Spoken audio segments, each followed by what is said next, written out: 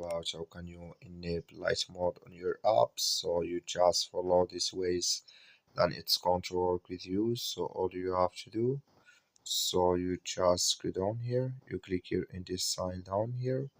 When you just click on it, it's going to take you to this list. It's going to show for you like this here. So then all you have to do now, you just click here on theme here.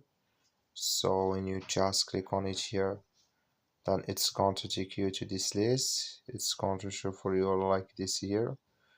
So then all you have to do now, you just click here on light here. When you just click here on light, then here automatically here, so then when you click here on light, automatically here it's going to change with you here to light mode like you see now. That's all you have to do. Thank you for watching. Don't forget to support us by liking and subscribe.